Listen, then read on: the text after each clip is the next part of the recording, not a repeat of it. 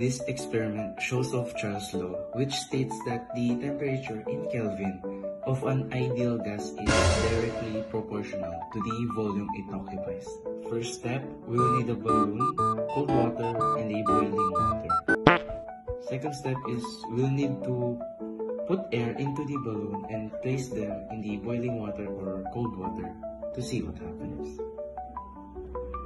So as we can see, after the balloon has increased its temperature, its volume, or rather size, also increases.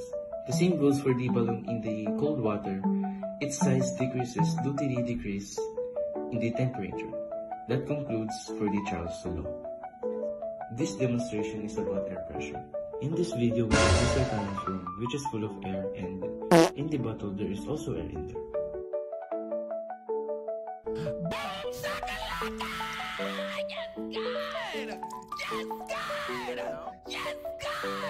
What Mr. Tan did is not blow from inside of the bottle, but he instead sucked it.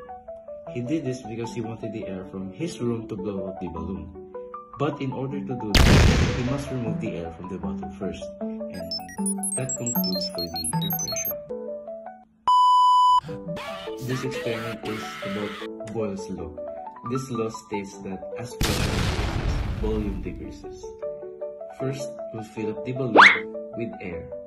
After that, we'll put the inflated balloon in the bottle and see what happens.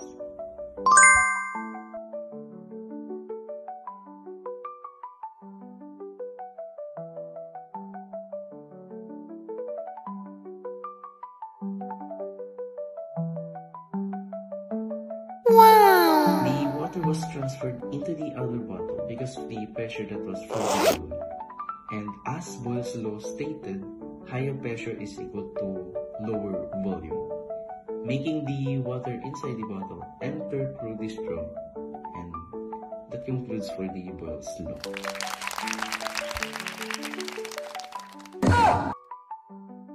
For this experiment, it is about Gay-Lussac's law, which states pressure is directly proportional to the temperature. First, fill up the plate with water and put the candle and light it up. Then finally, cover the candle with glass jar. Watch and see what happens.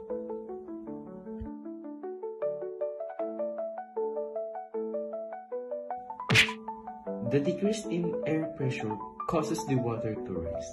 The flame was slowly dying because of the air that was trapped within the glass jar and due to the flames eating up oxygen for combustion.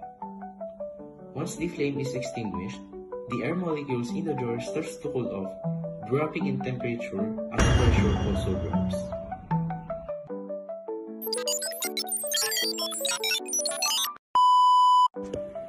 This is a demonstration of Gay-Lussac's law, which states that pressure and temperature are directly proportional to each other. First, we'll fill up the bowl with ice and water to make an ice bath. After that, we'll start heating up the soda can to increase the temperature of the gas.